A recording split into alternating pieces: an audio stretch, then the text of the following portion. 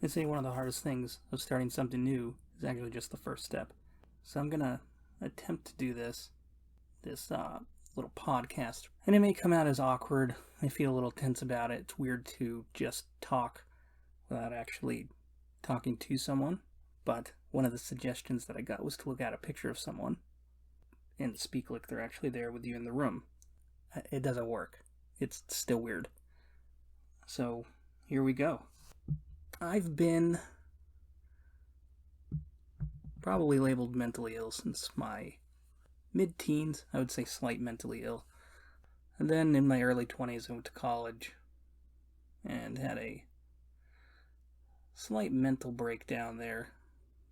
I got all A's. I was doing my schoolwork. Mentally, I started to hole up in my dorm room and just come out for classes to go to the cafeteria to eat. But mostly, I wouldn't even eat in the cafeteria. I would end up going to the grocery store, getting food, bringing it back to my dorm room, which I didn't have a roommate, and eating it there. But anyway, mentally, I just started to go through a really hard time. And so I moved back home. I finished college, moved back home right after that first semester. And when I got home, after a couple of months, I remember, I believe it was, I was with my best friend and my now wife. We were headed to a movie, and I had my first panic attack. And I thought I was literally dying. There was nothing that preceded this. Nothing in my brain that was stressing me out at the time, or that I thought of at the time, that would make me go into a panic attack. I thought I was dying. I had all the symptoms of a heart attack. My chest hurt. I couldn't breathe. My brain was racing. I'm just, what the hell is going on? And they called an ambulance. And an ambulance showed up. By the time the ambulance got there, I was actually pretty much fine. And they told me, you probably just had a panic attack. And I said, well, I want to go to the hospital anyway. And so they took me. And at the hospital, of course, what do? They check your heart, check your vitals. They say, dude, you're just fine. Go on, go back. Anyway, over the course of the next few months, I had more panic attacks. And then I ended up having symptoms of bipolar disorder. And really fast forwarding through, I was hospitalized a couple of times, put on the correct medications. The hospitals kept trying to do the electroshock therapy on me. Not trying to do. They were prodding me. I had a choice. I always said no. I'm going to zap my brain. But ultimately, back then, the whole goal of hospitals or psychiatric care, was to make you more of a zombie. If you weren't feeling nothing, and you were basically just going about your day, just existing, eating, not feeling anything, high or low, asymptomatic. I always say, doctors are pretty happy. But as we've progressed over the last, 20 years for me, that's not good enough. Even though a lot of doctors, they prefer to just make you numb and dumb. Moving into the pandemic, I was actually pretty happy. I'd gotten treatment over the years for bipolar disorder.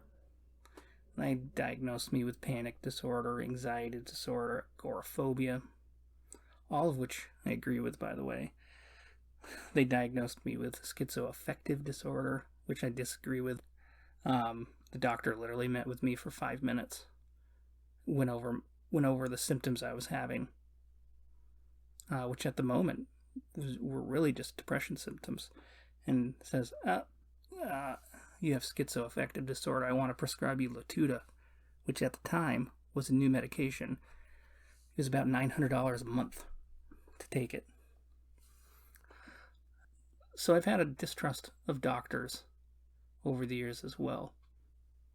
And just a disclaimer, this conversation may come across as a little disjointed because I've never done anything like this before. This sort of podcast, or even just sort of vocal venting into the blue. Literally a blue microphone that I'm talking into.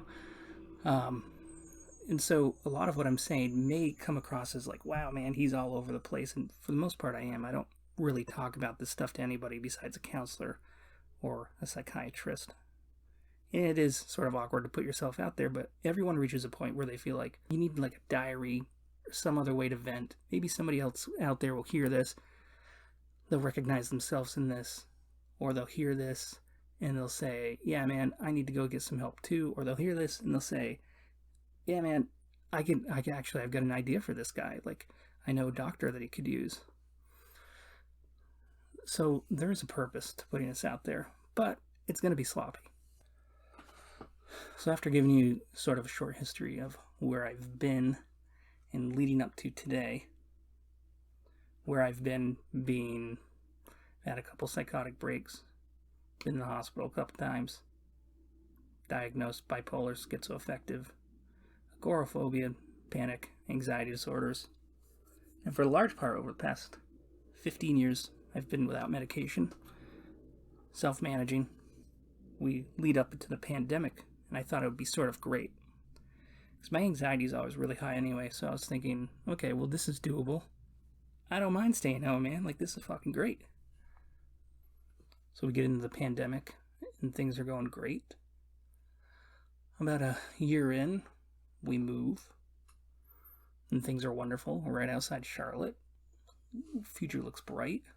And then we get close to year and a half mark, I think, of the pandemic. Yeah, about the year and a half mark. And mentally I start to fall apart. Anxiety increases. Panic starts to show up when it hadn't before. For all these past several years, I just had anxiety. Uncomfortable in my skin. Jittery. Stomach feeling. Sort of gross. Sometimes sort of a little hard to breathe. So I know to just remove myself. But this time I can't remove myself because when I used to remove myself, I used to go home. Or I used to go to the car. And at this point, being home or in the car is just as alarming as being somewhere out in public and having an anxiety or panic attack. So things really came to a head. A few days before, probably February 28th, I had my first major panic attack inside the car. I was a passenger, so I had to have my wife pull over. And I had to get my wits about me. So, but then you get your wits about me, right?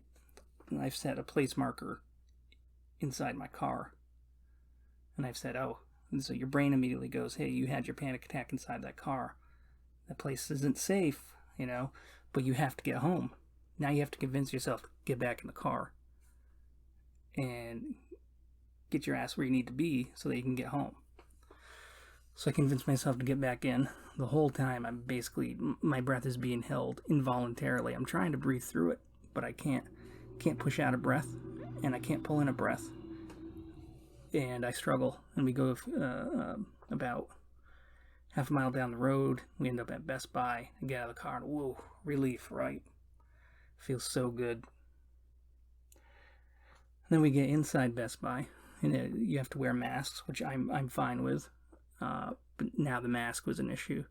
My anxiety was getting so bad, my brain was telling me the mask is an issue, you can't breathe. So I'm having an anxiety attack the whole time I'm wearing this mask.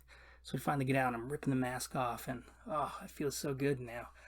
I can breathe. Anxiety starts to dissipate, and we walk up to the car, and now I gotta convince myself to get back in the car. To get my butt home. And it was hard, man. It was hard. You're talking, I think one of the most, panic attacks are uncomfortable. They can be downright miserable. But there's a point in a panic attack that you've crossed a threshold where you're not in control anymore. You're just an observer.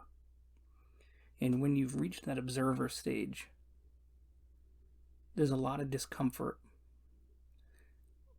But there's also a spot that your mind goes to sort of protect you, where you're just observing and you're letting the whole panic attack play out. For me, the worst part is the lead up into a panic attack.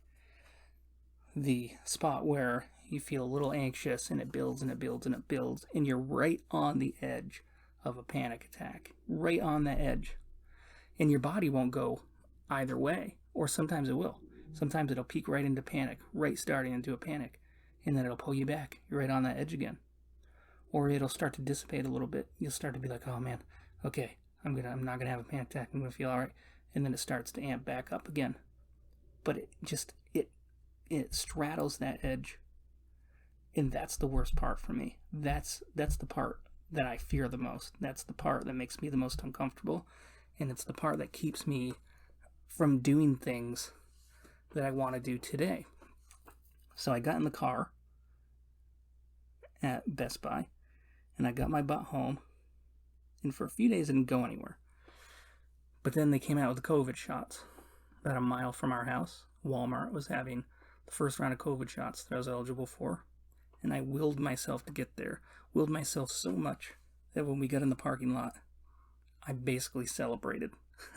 Because that's how difficult it was to get in the vehicle and make it to Walmart. That's how difficult it was to leave my house. The anxiety and panic being a controlling factor in trying to keep me home from doing anything away from the house. So I celebrated, but then I got inside and I started to freak out again because there's people all around me. And what's the last thing somebody with a panic or anxiety disorder wants to happen? You don't want to have an anxiety attack or a panic attack around other people. You don't want an ambulance to be called.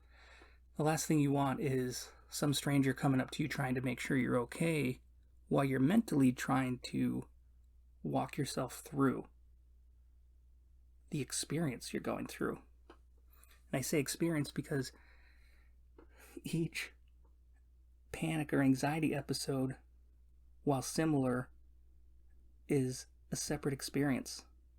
You know, they can all feel fundamentally different in some way. Some anxiety episodes, I just can't breathe. That's the only symptom I have. Some anxiety episodes, it's all I've got is a feeling in the pit of my stomach.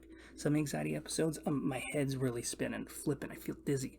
Some panic episodes, I'm in like a third person view. You know, some panic episodes, I'm starting to feel everything, every little bit of my body, or I can feel like my temperature's on fire. And sometimes it's a little bit of everything thrown in there at once. Basically, my point being that you don't want to experience any of these symptoms while being out and about. So like I said, I celebrated getting to Walmart. I went inside, started to have some issues. Sat down for the shot. The nurse there knew I was nervous. She thought I was nervous for the shot. I had to reassure her I don't care about shots. I'm just anxious overall. Got the shot. Headed back home. And I haven't left since. So since March 4th, I've not left the house. Today is August 9th, 2021.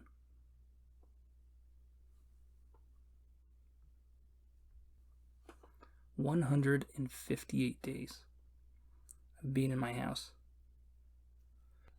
Have you ever felt so uncomfortable in your skin that for 24 hours a day, you cannot sit still? You can't sit. You have to move. You have to constantly be moving. You sort of, you twitch, but you don't twitch involuntarily. You just feel uncomfortable, man. Just at times you're twitching your shoulder because everything just feels freaking weird.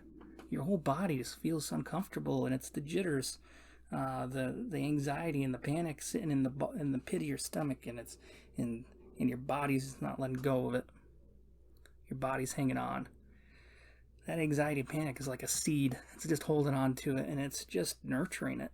As terrible as it sounds, it's nurturing it.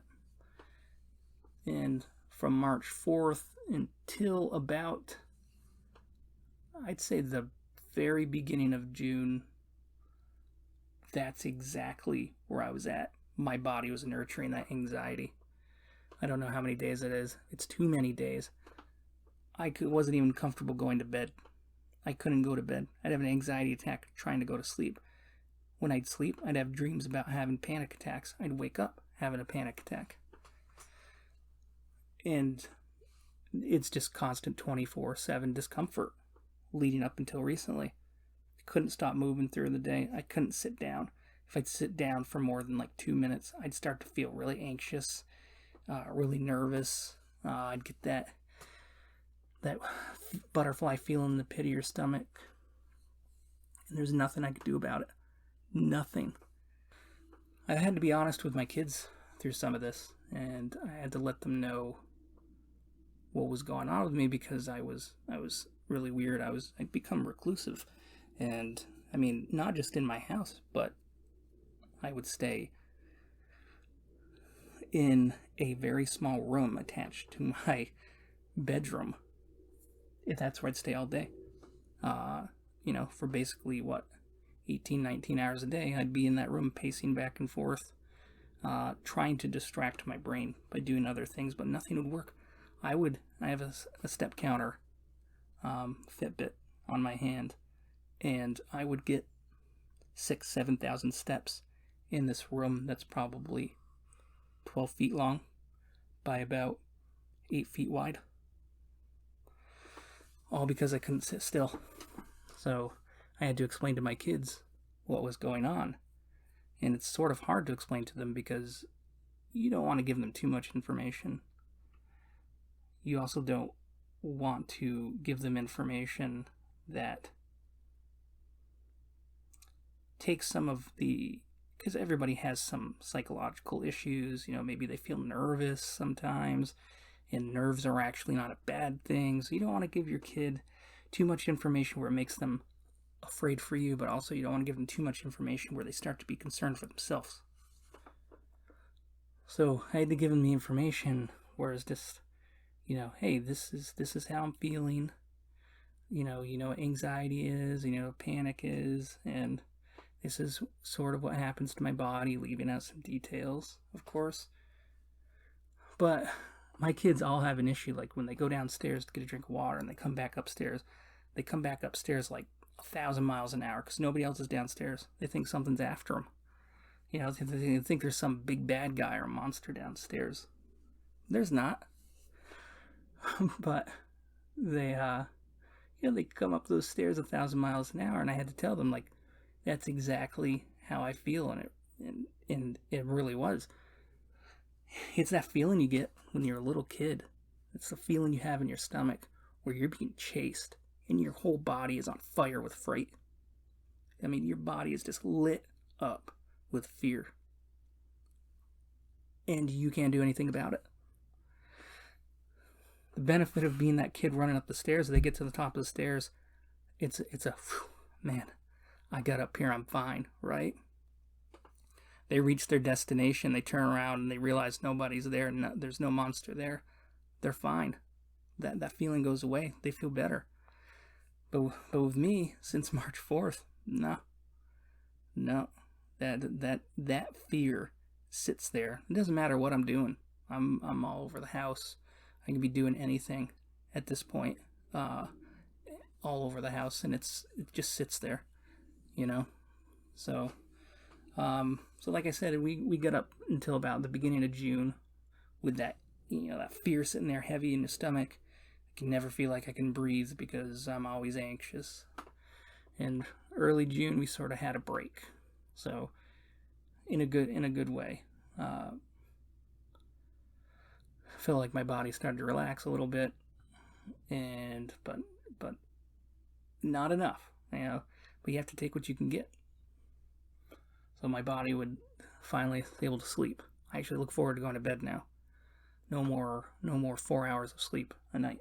So I actually look forward to going to sleep. I'm not afraid to get in the shower because the shower was an enclosed space. So the shower sort of freaked me out. This sounds completely stupid. I have nothing in my head that makes me afraid of, nothing that gives me claustrophobia. But the shower did it. I don't know why. So where are we at now? Well, between March 4th and today, August 9th, I've not left the house. But starting at the beginning of June, around there, I've left the room that I'm in right now, and I've been able to exist in other areas of the house comfortably. I still have some anxiety in the pit of my stomach, that fear that just sits there, but I'm able to exist comfortably. but I'm nowhere near being able to leave the house. I'm nowhere near being able to go to my kids' school functions, sports, nowhere near being able to go do things fun with them, go to the park, go shopping, nowhere near being able to go on a date night with my wife, nowhere near being able to go play basketball with my kids or play baseball with my kids.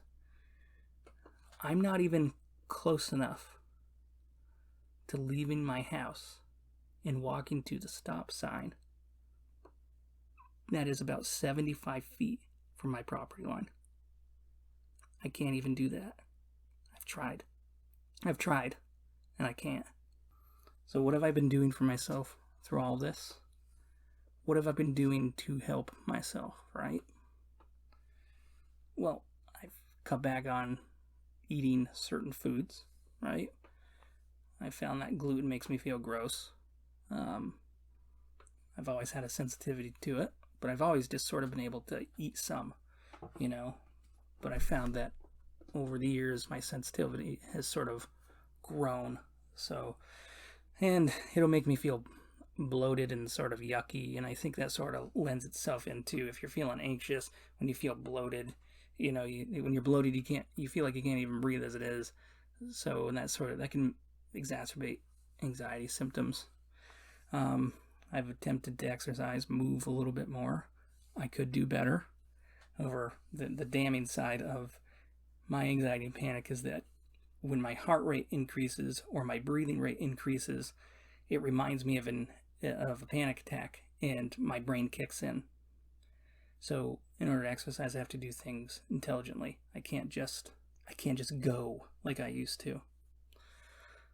Started taking some supplements, magnesium and potassium, electrolytes, make sure electrolytes are balanced, cut back on salt. I've seen a psychiatrist who's put me on medication. However, they're limited in what they can prescribe me for medication, so there are some medications that they'd probably put me on, such as like a Xanax or something like that, that they cannot prescribe. They're actually not in my state. They're telepsychiatry, but they're not licensed for my state. So there are limitations there. They've got me on other stuff, and I do think they're helping mildly, but they're not helping to a point where they can help me get out of the house like that. I'm also doing counseling. I don't really like counseling because it's always the same thing. They're telling me stuff I already know. But this time I'm just going to do what they say. And they do some stuff, like, hey, when you're out there and you start to feel this, do this. And I'm like, yeah, I know that, but okay, I will cognitively just say, she said to do this. And I'll be honest with you, they don't work. They used to work, sort of the ways of distracting yourself. They do the 5 things that you can, smell, feel, touch. They're all just brain distractors. Nothing works. I used to be able to use my phone or music to distract myself. It doesn't work anymore. My brain is hyperactive when I'm like this with the anxiety and panic. My brain it's not slowing down enough. Like my brain's at a sprint while I'm at a jog trying to pull myself back with these methods that they're giving me. But I'm trying.